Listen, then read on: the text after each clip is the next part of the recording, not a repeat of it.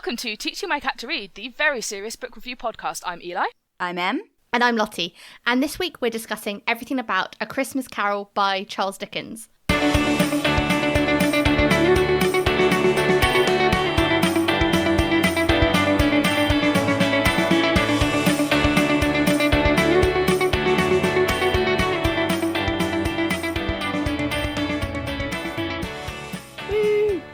As this is technically our Christmas episode, but it's not technically Christmas yet while we're recording this, so... No, it is very much not yet Christmas. Got some tinsel up, getting in the Christmas vibe. But yeah, what do you guys think of a terrible summary for A Christmas Carol? Dickens read that I don't know how to explain to you that you should care about other people article and then was like, ghosts? Ghosts. I definitely feel like Dickens basically said, here is a story about feelings and emotions and connecting with other people, and then just wrapped it up in a little Christmas bow and said, here you go, it's Christmassy, because it's got Christmas in it. Go read. I love the juxtaposition of like Christmas and ghosts. Like, what is going on in your head that you're like, you know what's really Christmassy? Ghosts. Well, I was doing some reading about the background of this book, and basically Christmas wasn't a big festival in the UK. It was sort of, like, obviously less compared to Easter. And Dickens was worried that it was going to die out. And so this really was kind of like him trying to save Christmas. Oh, wow. I didn't know that. Yeah. It's this book is a, like, rehabilitation centre for lost Christian festivals. Basically. I forget the exact context of why he was worried that Christmas was going to die out. But yeah, it completely changed public perception of the holiday. God, imagine having that kind of power. Like, just you write one like funky little story about ghosts and suddenly everybody's like, what if we like reorient our entire year around this one festival? Well, it really did contribute to like commercialization of Christmas, because the whole like gift giving and you know, like so much of modern Christmas is drawn from this book in some way, which is astonishing. Because he would hate that. He would. He absolutely was not going, oh yes, this is an excuse to spend huge amounts of money on things you don't need. Like, that is not the message of this book. Like, that's not the point. And it's kind of weird. It kind of was all wrapped up in just the things that you associated with Christmas now in the UK, Christmas trees and, you know, the festivity and getting the family round and having a big dinner. Like, that used to be Boxing Day. Boxing Day was the thing where you gave the gifts, and now it's Christmas, and obviously Victoria and Albert brought the Christmas tree. And just how many of these Christmas traditions have lasted on, but are very much over-commercialised. I mean, it's like, imagine if, like, I was about to use a Harry Potter example, but, like, there aren't any festivals in Harry Potter for us to celebrate. Like, what if, what's a made-up fantasy festival that, like, could suddenly catch on from, like, the power of writing? Does Game of Thrones have any like that? No. No, I mean, Game of Thrones is an interesting example because they don't have the turn of the year in the same way that, you know, real life does. So. Oh, yeah, I guess. But that whole, like, I never really got the skinny on what the deal was with winter is coming. Do you not have winters normally? How does time work in Game of Thrones? Anyway, we're getting off track. Nobody explain it to me now. I will say that, like, Jewish festivals, there's quite a lot of, you know, the turning of the year, the seasons. We have, like, 4 New Years, and they're all to do with, like, when do you harvest, when do you plant, when do you sort of cull your animals, all this kind of thing. Obviously, like, the legal and religious New Years. And they are very, very tied into, the turning of the year. But for Christianity at that time, I think it was largely perceived to be Easter was the big, I mean, sort of theologically, that makes a lot more sense than Christmas. Yeah. Like all the arguments among medieval scholars about how you calculate the date of Easter. Like, that's the real shit right there. That's where schisms begin. So how do we calculate the date of Easter? That and tonsure. Like, how do we shave these monks' heads right? Apparently that was a really big deal. Incredible. Schisms in Christianity. Oh my God, that's a podcast in and of itself. But yeah, I was going to say to you guys, like, if Dickens had picked this for literally any other festival, like, what the fuck does the ghost of Easter past even look like? Like, what kind of values are you trying to bring back if you're haunted by the ghost of Easter future? Like... Well, I mean, isn't that just Pesach? Oh! It's one of those weird things where it's very much a Christmas novel, but I'd watched the Muppet's Christmas Carol. I knew the book had 3 ghosts in it, and I knew it was about Christmas. But I haven't read Dickens before. I haven't done it. wow, I have never read Dickens before because I thought it was too complicated. I was given this impression through school or whatever, media, that classic books, apart from Pride and Prejudice or like any sort of Regency area, were very literacy heavy and complex, and you won't understand what's going on, and you won't understand the references. To be fair, like, Dickens is very wordy, but I'm always surprised at how readable I find him. It's very readable. Actually. Like, this time I was like, it was funny. Like, what the fuck? I was not expecting that. I was like, oh, the Muppets did it. That's a fun joke. And now I'm like, actually, the Muppets are the only people who could have adapted this right. The Muppets adaptation is one of the most faithful adaptations out there. Like, legit, no joke. Yeah, definitely. I love that. That's great. Yeah. Also, guys, there are kittens rolling around on my feet right now. Yeah, Emma's house-sitting for some kittens. I can't see them because they're under the desk. They're just clawing at my ankles. So we're going to get even more cat opinions on A Christmas Carol than we would normally. Why are you such horrors? They love A Christmas Carol that much. I mean, not enough bloodshed, I think, for Daphne. Not enough murder. I don't know. I think Marley's ghost is pretty creepy when he appears. That's true. But he's very much coming at it like, hey, I'm your bro. I'm here to tell you That's that, like, true. Sort your life out. Unless you mend your ways, you will end up like me. The Ghost of Christmas Past is described as this kind of eldritch, like, oh, sometimes it's got 20 legs and sometimes it has none. And yeah, I was not expecting the 20 legs. The 20 legs took me by surprise. I'm thinking of now that one YouTube about the Little Mermaid with the 7 legs. And the punchline, well, not the punchline, but the funniest bit of which is something we cannot repeat on this podcast. But it's very funny. Oh, don't worry, I'll dig out the YouTube link so all of our dear listeners be can on the experience Tumblr. this glory. Yeah, it'll be on the Tumblr, the only social media platform that's lowbrow enough to sustain such humour.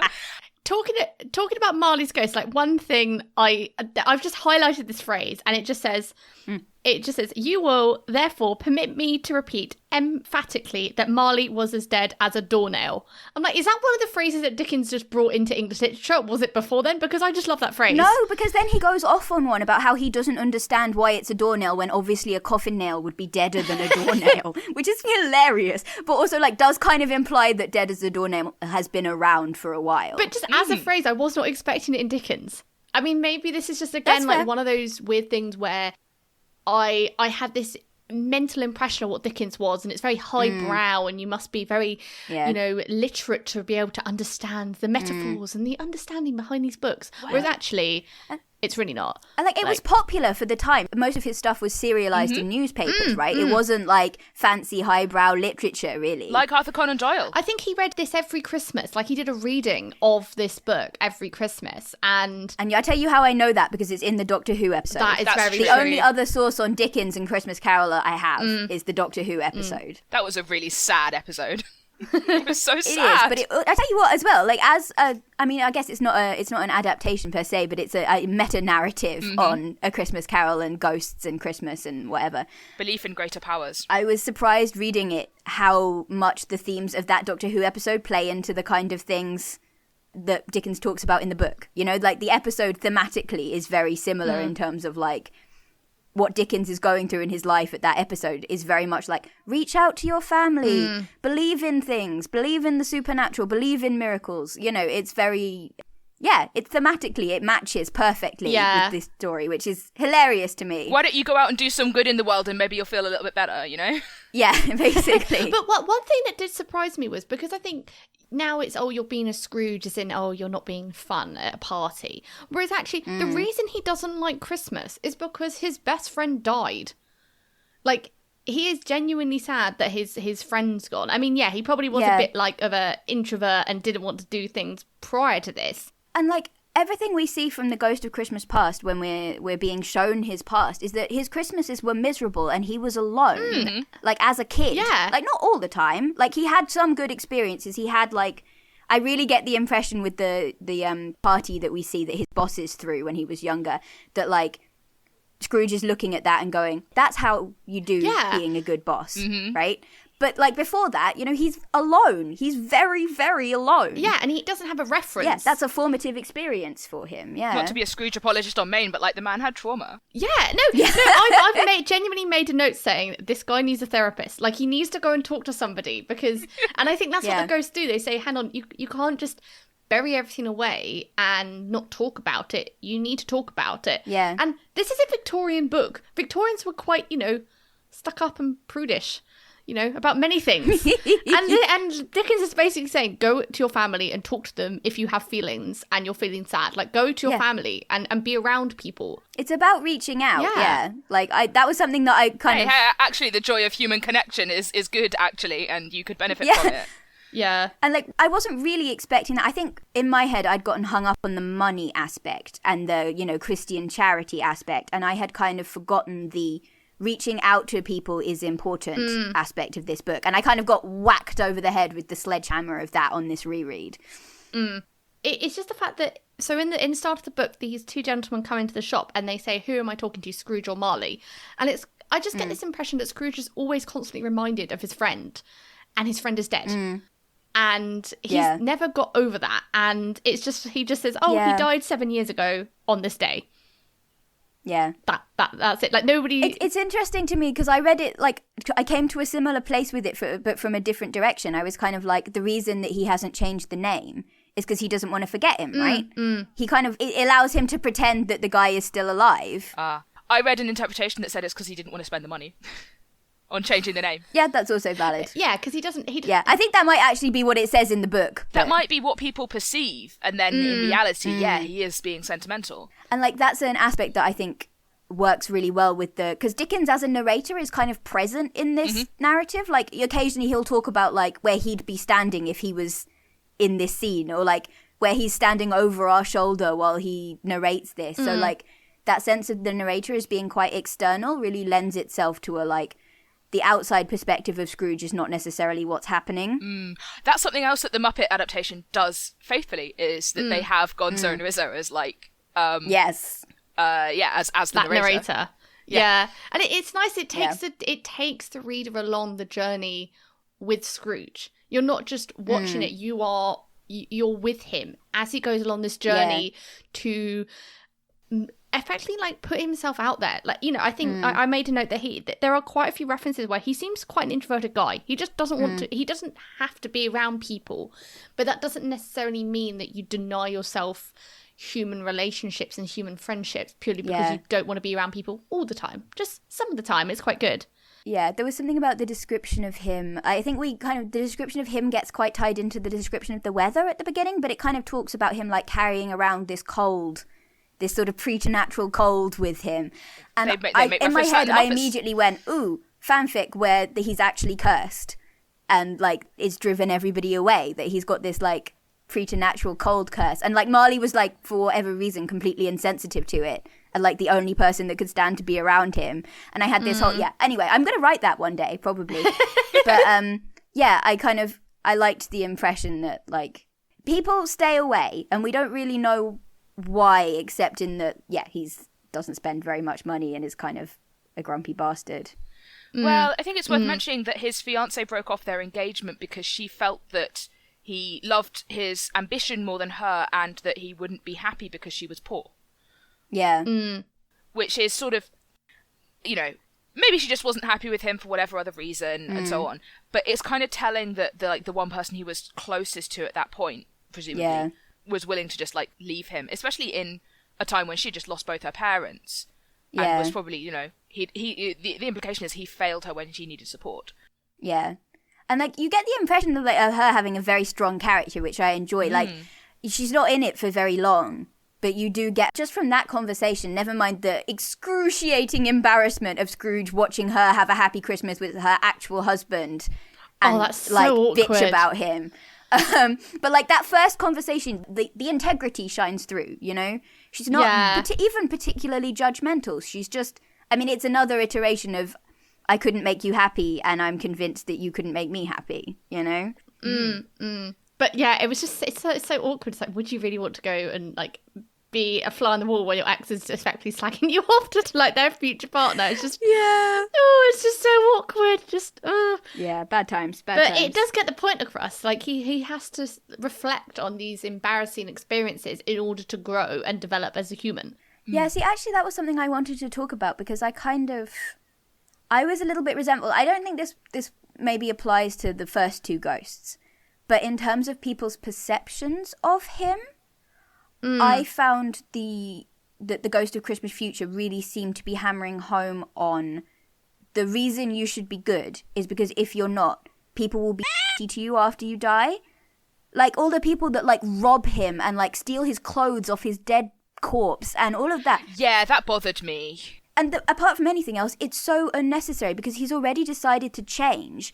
And then it's like, oh, by the way, you have to reach a kind of niceness quota before people will grant you dignity in death. And I was like, excuse you. I know, it was... What the But I think it does kind of hammer home the point of if you're not respected, I don't say respected, but if you're not kind to people in life, you should have the dignity in death, but that doesn't mean it's going to be automatically given to you. You know, you need to think about your actions and how people are going to view you in the future. And especially that there's people who do that, they just severely dislike him. Yeah. And I think he hadn't thought of his actions being portrayed in that way. He just thought, well, I don't like Christmas, therefore I'm going to act in XYZ way, and didn't think... I think having an external perspective on his actions did help. I'm not gonna quibble with that, but like I said, I'm deeply resentful of the idea that, like, there is nothing you can do that means you deserve your death treated that way. No. Like, I don't, and I do not approve of the fact that, he's already chosen. And, like, out of joy and a sense of human connection, he has already made that choice, right? We see it in Christmas Past. We see it in Christmas Present. He wants to join in with the party games. It's not just about being nice to other people. It's about the fact that this has the potential to bring joy to him. You know, it's a two-way connection, you know? He's learnt for himself, like, on a psychological, like, treating yourself well sort of way. But he's also learnt in a, like, it would be better for other people if I behaved this way. You know, and it feels very organic. And then we get to Christmas Future, and it's like, oh, by the way, and then to top that all off, right? The Ghost of Christmas Future doesn't even tell him if that will change if he changes. He asks the Ghost of Christmas Future, you know, is this a maybe future or is this a definitely future? And the ghost doesn't answer. So there is still a chance that even if he changes, like, that's the death that he gets, and that's somehow earned. I think I did not like that. I mean, I think one thing I noted, I just put, how has he not worked it out yet? As in, how has he not worked out? Is when he says, tell me what man that was whom we saw lying dead. Oh yeah, it takes him forever. Like, how have you not worked it out yet? That is his you, because you were told there's going to be 3 ghosts, and they're clearly all related to your life. Don't forget, he's living in a world before The Christmas Carol came out, so... He doesn't have genre savvy. He doesn't have the cultural osmosis of knowing the story already. This is true. But I think it's more just like, I thought it was very obvious that it was going to be him because he's just seen a Ghost of Christmas Past, which was his past, his present, and future, which is his future. Like, why would the Ghost of Christmas Future go, well, here's not your future, it's some other random person's some other sap's future. I tell you what, I actually read it as denial. I think he got it from the first, like, he knew very early on, I think, subconsciously, and was in desperate denial right up until the end. Which brings me back to a thing that I really liked, and we're talking about the humour again. But, like, when Marley comes to visit him, and Marley's all like, Scrooge, my friend, I bring you tidings of 3 ghosts that are gonna fix up your morals or some shit. And you're gonna be visited by 3 spirits. And Scrooge is like, I would rather not. It's just like, no, like, he literally is just like, I would rather not. This is a guy that is, like, happy to be in denial about ghosts. But it's just, I think that description of how he's just going, nope, this isn't happening, it's not happening. You know when you watch in a horror movie and the people go and the people go and stay in a cabin in the woods and they're like, oh, it's all a bit spooky. It's like, well, obviously you're set up for a spooky environment, and I think it's it was kind of so obvious as a reader. He's the white girl in the horror movie. He dies in the first 5 minutes, like, because he's in obvious denial. I think you've got to remember when reading this that this is a seminal work about Christmas and that whole, you know, like, when was Dracula released? Like, probably 50 to 70 years prior to this. Like, you didn't really have a horror genre or a spooky genre. Halloween wasn't a thing. So even though as a reader now, it's very obvious. I know the Victorians are big on ghosts. Yeah, they are big on ghosts. Wait, hang on. Yeah, when was Christmas Carol written? 1843. It's set in 1843. Oh, it's published as well. Dracula was 50 years later. Was it later? damn, all oh, right. okay. Damn. Yeah, I was like, I'm pretty sure Dracula wasn't I'm before. not a historian, guys. I'm sorry, team. No, it's okay. This is why I need to read more literature, because I don't know what it is all about. One interesting fact is that the fact that like Christmas cards as a thing came out in around 1843, like that sort of time period as well. So it came out and was on this tidal wave of popularizing Christmas. I don't know about you guys, but I just want to talk briefly about like the language of it. I mentioned earlier that I was quite surprised at how accessible it was. But also, I was also quite surprised at how descriptive it was. I don't know why. Again, I do not know why I was surprised that Dickens was very good at descriptive writing. It just, in my head, I just didn't expect that. But there's a few descriptions of Victorian England, and you feel like you're transported there. Yeah. And you get the vibe of Victorian Christmas, and how I think that, you know, Charles Dickens, for context, so his dad was arrested and effectively sent to a debtor's prison. And then they had to go and live there with their father for a couple of years. And he hated it, obviously. And obviously sparked Oliver Twist and a lot of other like novels which are a social commentary. The redemption arc in the Pickwick Papers, of which we do not speak. Like it is a description. I think there's a few references in this where it's saying, like, to Scrooge, has he actually thought about people who are not in the same position he is, because he has got a successful business, he's got money, and he doesn't want to give any of that away. He just wants to hoard it like some sort of Smaug dragon. Yeah, like a dragon, yeah. Yeah, and it's just it's a social commentary then. It's incredibly relevant now, I think, on the news. And I think it's a very important story to remember, that yes, at Christmas is a time to come together as a family and spend time with your friends and family, but it's also to reflect on, if you have privilege and if you're given this opportunity to help someone else, why not help somebody else? Allow me to be Jewish on main for another minute. Yes, do it. That the turn of the Jewish year, you do a month of introspection about that kind of stuff called Teshuvah, and sort of reflecting on how you've been and how you can improve. And I feel like a lot of that is reflected in this story. Actually, I was reading some commentaries, being who I am, on like, you know, how can we analyze this story through a Jewish lens? And yeah, it actually does reflect a lot of that.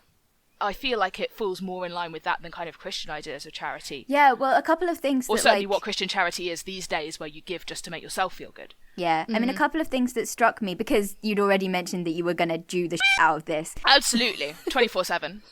And so I was reading it, and like you know, I was saying before about the Ghost of Christmas Future doesn't tell him if it's a maybe future or a definite future. Because you said you didn't like that, and I do like that, because that's not why you should do good, in my mind. Yeah, no, exactly. So like that was what I was going to say, was I felt like the fact that the deliberate choice not to reveal which one it is, that he has to do good regardless of the end. But the thing is, I feel like that's very much undermined by the preceding, like, all these awful things will happen to you after you're dead if you're not a nice person. Yeah, is the It's thing. a catch-22 situation. Do good, this won't happen. I mean, they might not, but you know, what you did while you were on Earth is still important. Yeah, like it's still valuable regardless of what it gets you. Yeah. The other thing I was going to say was, I noticed rereading it was that, because my brain is just full on narrative structure at all times now, because that's just who I am as a person. And I noticed that, so the prologue kind of sets up Scrooge's life, and you meet like Marley, and you're introduced to Scrooge's Christmas hating ways. 3 separate living visitations occur. It's like, it's firstly his nephew, and then it's the charitable gentleman, and then it's the carol singer that's like whistling through his letterbox. Before he gets 3 ghosts, he gets 3 people reaching out and being like, make a connection in the spirit of Christmas, make time for your family, give money to the poor, enjoy the musical joy of the season, whatever. He gets 3 visitations of living people before he gets 3 ghosts, and that reminded me very much of the I sent you 3 lifeboats. Why are you still yelling at me? I was about to reference that one. I did not pick that up at all. I'll just say that now. So I mean, if we can just like recap that story, which is there's a drowning man in the middle of the ocean, and he prays to God and says, God, will you save me? I'm drowning. And a lifeboat comes by, and the man and it says, do you need help? And the man goes, no, God will save me. And then that happens 2 more times, and 2 more lifeboats show up, and he goes, no, God will save me. And the man drowns, and he goes to heaven, and God's there like, you know, he's like, God, why didn't you save me? And God's like, I sent you 3 lifeboats. What were you doing? And it's like in this version, like, God's like, well, I sent you 3 living people to, like, try and get you to join the Christmas spirit. But I guess that didn't work, so now it's time for ghosts. Now you get a spooky ghost story. And if that doesn't sort you out, then I don't know what will. There is a theatre adaptation, which I think may be a musical, but I'm not quite sure, where it's portrayed as, instead of Marley being, like, sent back and forced to go back and warn Scrooge, he actually begs to because he's worried that his friend is going to end up being miserable, you know, the same way. Yeah. And at the end of that, Marley is then also redeemed because of his interesting. charity, or his caring and his, you know, attempts to help Scrooge. Yeah. I mean, and I think that fits well with the way it's sort of portrayed in the book. When Marley's explaining how he came to be there, he basically says, I've always been here. You just couldn't see me before. I don't know why you couldn't see me before. But now I'm here and I'm going to tell you this important message. So I think that plays quite nicely with that as a, like... And correct me if I'm wrong, he shows like everybody else has these ghosts attached. Yeah, the world is just teeming with spirits. The world has all these ghosts, but I think it just shows, you know, everyone has these effectively quote unquote ghosts of Christmas past. They have their emotional baggage. They have their chains. There are like literal chains that Marley is wrapped in that are like forged by his sins. And it Stop just being shows a capitalist, Scrooge. You have nothing to lose but your chains. Like it's kind of I think he has to recognise that everybody has these chains to either emotional events or, you know, physical material wealth, but they have to have the opportunity to want to change. And I think that at that point he was reflecting on, you know, Marley was not there, and like I kind of got this feeling that Scrooge wanted to join in with the Christmas festivities but didn't know how to. As speaking as an like incredibly awkward introvert that like did not enjoy their school socializing at all, I have been that person. I have been that person where like people invite you to stuff, or you know, people are right there for you to be friends with, and you just don't know how to begin. You don't, and you convince yourself that you don't need it because it's too hard and it's too awkward if you fuck it up. Yeah. Like, I've been that dude. Like, it's so hard when you're not used to going to social events, and then you have to go to a social event and you're like, oh, I just feel so awkward, and oh, if everyone's looking at me, and oh, what's this? And in truth of the matter is, nobody will care. Just go and enjoy yourself. And I like that that's kind of what he gets from the Christmas present like thing, is that he joins in. He gets a test run. He gets a dress rehearsal where nobody can hear him to like join in the party games. Like that's quite cute.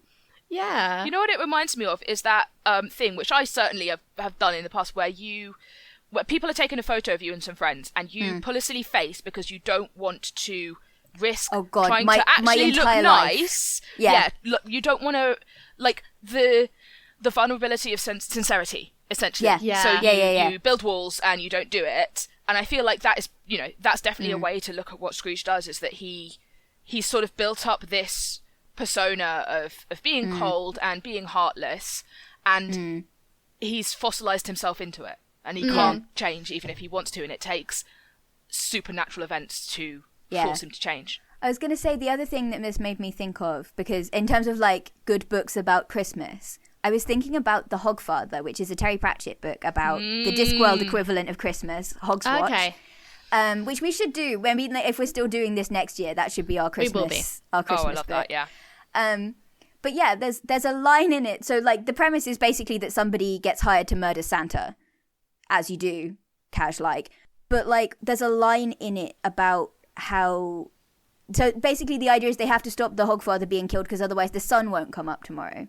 Like, and that's a thing that keeps getting repeated. We've got to fix this because otherwise the sun won't come up tomorrow. And eventually, I'm sorry, this is a spoiler, but like, eventually they're like, the sun wouldn't have come up. A mere ball of flaming gas would have illuminated the world. And it turns out that the reason that the Hogfather is so important is because he's like training wheels for belief. Like, training wheels for belief in unreal things, right? Things that you can't prove. Like, you have to believe the small lies, I think is the quote, so you can believe in the big ones, like justice and honour and mercy. Show me one atom of truth and justice is from that, isn't it? Yeah. Take the universe, grind it down to the finest powder, sieve it through the finest sieve, show me an atom of justice, one molecule of mercy. But yet you have to act as if there's some ideal order in the world. Yeah, exactly. Yeah, I definitely just Googled that. But it's so powerful. It's very powerful. And I think it's exactly the pivot moment when Marley is like kind of going, okay, we've resorted to ghosts. That's where we're at now. But I feel like it's the same mechanism. It's saying, look, you're a skeptic. You don't believe in ghosts. You don't believe in charity or human fellowship or whatever. So we're going to have to make you believe in something really unbelievable to trick you almost into learning how to believe in impossible things. So that you can go back and believe in charity, you know? Yeah, we have to suspend your disbelief so high that you can cope with ghosts, so that you can cope with maybe be nice to other people. And I think also what's so nice at the end is when it talks about his laugh. Like, it just says, for a man who had been out of practice for so many years, it was a splendid laugh, a most illustrious laugh. It was just such a nice description. That was adorable, yeah. He's just broken free of his chains and is happy and can enjoy Christmas and be his true self. You know, not be this sort of wrapped up emotionless like shell, and actually be himself. On which note, I think that one note I made was that Merry Christmas as a phrase was also invented or came about around this time, because previously he popularized it but didn't invent it, I think. Yeah, I think he popularized it because prior to this it was like as in being merry as in being drunk. So it was like he was saying Merry Christmas and it meant, oh, you're gonna get trashed. Whereas, well, that's what Bob Cratchit says when he's late for work on Boxing Day. He says, "Oh, I've been making merry that day," which means I've been partaking of the mulled wine. You know, which is an excellent Christmas tradition that I do partake in. So I mean, I do love like the ghost of Christmas future. So he's talking about like spirit. What am I doing? And it just says, so Scrooge says, "I don't have the power. What am I meant to do?" And it just says, "The ghost seemed to look upon him." In my head, the ghost is eye rolling. That is, I feel it's the eye roll emoji. The ghost's like, for Christ's sake, come on. Like, you know, we're sort of, you know. Just projects bitch please across the front of his cowl. Like, come on, like, work it out. And there was another one where he's talking about how the son called, so Bob had but 15 bob a week of himself. He pocketed on Saturdays, but 15 copies of his Christian name. I was like, that's such a good pun on the name Bob. And also a pun on the fact that, like, Bob, which is slang for, you know, pound. I was like, that's such a good... Do you know what my favourite pun in the book is? It's towards the end, and it's saying Scrooge knew never saw these spirits again, and instead continued in like the tradition of abstinence. So obviously abstinence meaning teetotaling, being teetotal, and therefore not partaking in alcohol or spirits. Oh, that's such a good pun. Like, yeah, exactly, how right? Did I not realise Charles Dickens was such... I know he's a good writer, I get that. That's why it's a classic novel, but... I read the TV tropes page, that's why I know about that. It's so many good puns, but like when you're reading it, and just the use of language is just really like there's a description of Scrooge's house that is like it's like a young house got lost down a cul-de-sac while it was playing hide and seek with the other young houses and just had got stuck there, and I was just like, did you have to go that hard on that one description of a house? Like, where did that come from? Like, trust me, if anyone who's listening to this is doing, you know, school essays on trying to get their metaphors or whatever better, I just remember having to do that at GCSE. Just go and read Charles Dickens, because you will get a lot of them, and you'll get to read the TV tropes page, or read the TV tropes page. I mean, either way, you get some puns from Dickens, and you'll probably get bonus points for that.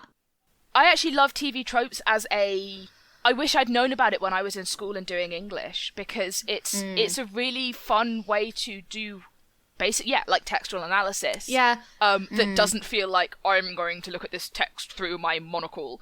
It's like, hey, here's how this piece of work has influenced others, and here are commonalities and differences with other similar pieces of media, and it will tell you things like, hey, this is a pun actually. Yeah, and I feel like now if you're stuck on something, let's just say, for example, I was reading this on my phone, and I was like, oh, okay, I don't understand that phrase, or I don't understand what this is referencing. Just highlight it, put it into Google, you'll get the reference, and you can move on. You're not having to look it up in a dictionary or a thesaurus. The knowledge isn't handed down on high from a teacher if they happen to know it. Because let's be fair to them, they don't necessarily specialise in Dickens. They might not know. Yeah, and especially, like, I feel a lot of people, in a similar way to how people are probably put off by, say, maths, because they think it's hard. In their head, they're always told maths is hard, therefore they go to school and they feel maths is hard, and it, like, self-perpetuates the problem. In a similar way, I had a similar thing with English and English literature, specifically classics. I just thought it's too difficult. You know, I knew at the time I was probably dyslexic, and I was like, it's too difficult. I can't do this. Like, I'm not going to do it at all. Whereas actually, it is really accessible now. Like, you can go and read it, and you can read it on your phone, not on the train. I mean, we can't do train travel, so...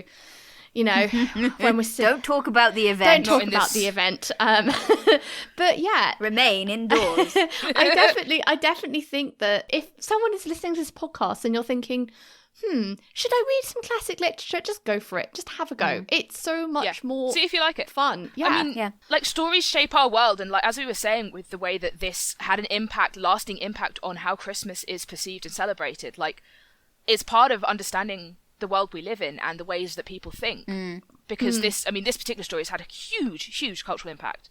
And on that note, one section we wanted to talk about was like, why is this book still relevant today? Because I think it very much is. I think it is incredibly relevant. Yeah, very relevant. One quote I wanted to pick out is a quote from The Ghost of Christmas Present, where he says, "There are some upon this earth of yours who lay claim to know us and do their deeds of passion, pride, ill will, hatred, envy, bigotry, and selfishness in our name, and they're strange to us as all our kith and kin, as if they'd never lived. Charge their doings on themselves and not us." And this is in response to Scrooge saying, well, aren't all these people who are trying to get bakeries closed on Sundays, aren't they your lot? You know, you spirits, aren't they acting on your behalf? And the spirit's like, don't know them. Never heard of him. New number. Who's this? Which I think is incredibly relevant to how, I mean, not to get again political on this podcast, but like certain factions of American folk Christianity tend to operate these days. Yeah. And the fact that that's something that Dickens was just putting out there in 1843, and it remains incredibly true today. Well, that internet truism that if Jesus was around today, like, he'd get annoyed. The church would not approve. What, a poor Jewish Middle Eastern man who hung out with sex workers and was killed by the Roman Empire? Really? You think he wouldn't be popular in the Bible Belt? Who could have foreseen? And I think also, just going back to the point earlier, was about the debtors' prisons, and how basically if you aren't lucky enough to have privilege to have a a safe job and or like family wealth or whatever it is, and like Scrooge is in this position where he just doesn't think about anyone else. He just thinks, I'm fine, so everyone else must be fine. Like, why are people asking me for money? Like, you know, I've got some money, but everyone's got some money. And it is so relevant today, where you just have a lot of people who are very affluent, and you just got to think, hang on a minute, they're out of touch. Do I need this? You know, if I could spend this much on some new clothes, could I give that to a food bank? Could I give it to charity? And it's an incredibly relevant point, I feel, at Christmas, but also just in this time of bleh. You also have the incredibly modern and relevant thing of one of the people that he ends up giving to, who he initially dismisses, is Tiny Tim, who cannot afford the medical care to keep him alive because his parents do not have the money, which is something we are still seeing today. But yeah, Em, you had a point to make, I think. And then I immediately forgot it because I am stupid. Isn't it always the way? I mean, that was the other point that I had made in our little planning session. Was the fact that this poor boy is going to die because his parents are poor. It's awful. Yeah. Also, I've remembered what the point is, and the point was Beowulf, because I'm never not thinking about Beowulf. But thinking about this links back to what Lotti was saying about the dragon and hoarding, right? Because it's not about having money so much about what you do with it, right? Because the problem with Scrooge is not simply that he is good at business and thus has a lot of money. It's about Firstly, it's about why he has a lot of money, because he definitely underpays his clerk.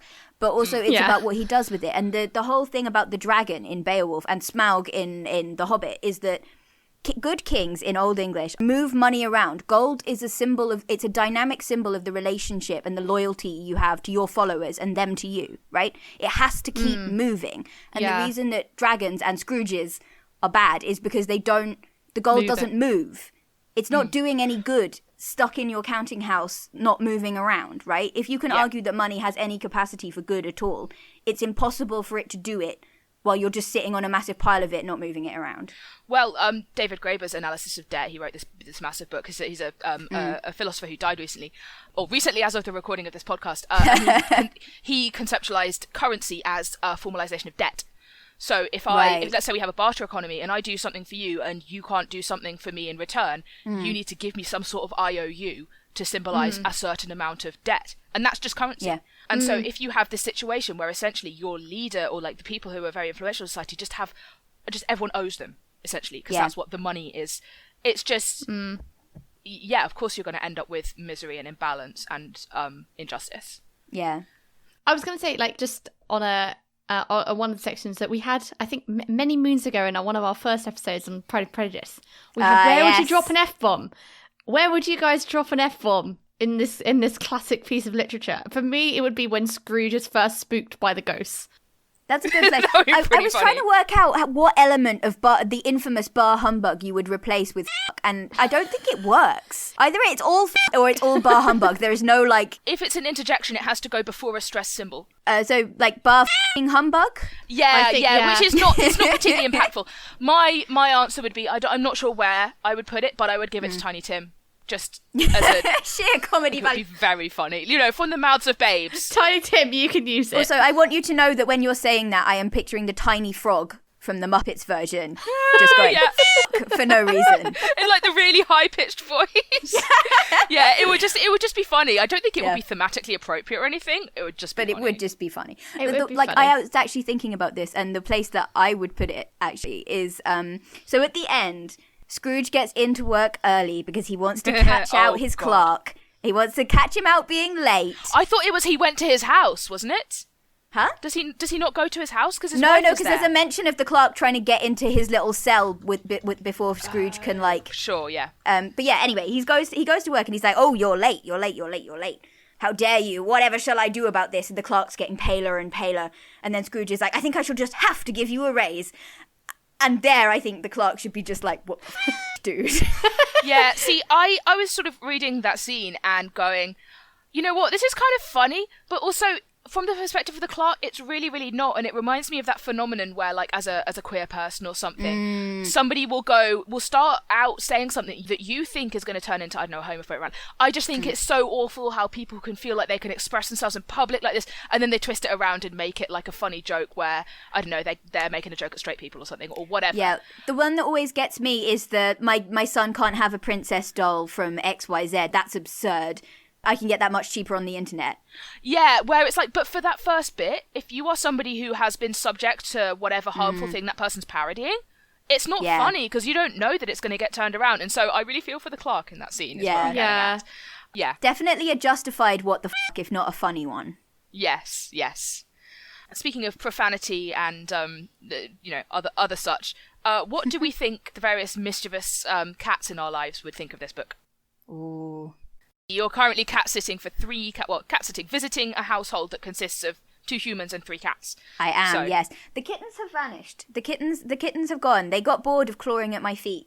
But I suspect they would be very into Christmas present. I suspect the bounteous amounts of food and instead of Christmas ribbons. present opening his cloak to reveal 2 waifs, like ignorance and want, it's just the 2 kittens. Yeah, clawing him up. And Scrooge is just like, what? What are these? What are these things?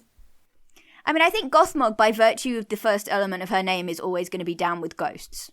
Oh, absolutely. I mean, she sees them everywhere. Whenever she's sort of just like hanging out and she sort of pops her head up and goes, I saw something. And she's like, I just assume it's a ghost. Yeah. Our house isn't that old, but, you know.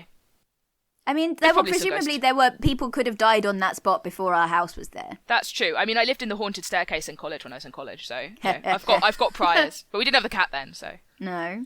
There was a different cat that lived in that graveyard, to be fair. What about Blue? Blue being the big other old cat. The grumpy elder brother. I mean, I feel like in a kitten-based adaptation of A Christmas Carol, Blue might be Scrooge. I was going to say that. It's just like, he's very tired and he's very grumpy and he would like all these rambunctious friendly kittens to leave him alone so he can nap. Yeah, and his response to being asked to the Christmas dinner is to swat at them. Yeah, basically. With his big strong paws. I mean, wanting to nap is a mood. Like, Oh, absolutely. Yeah, just a forever mood. But yeah. We've talked more about, 2020 in this episode than we have Christmas Carol. I mean, Dickens is very big on social commentary. I think that's valid.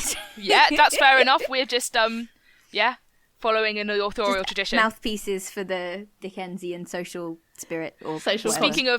Speaking of authors who are very keen on social commentary, it's worth saying next week we are going to be reading Small Gods by Terry Pratchett. Yay!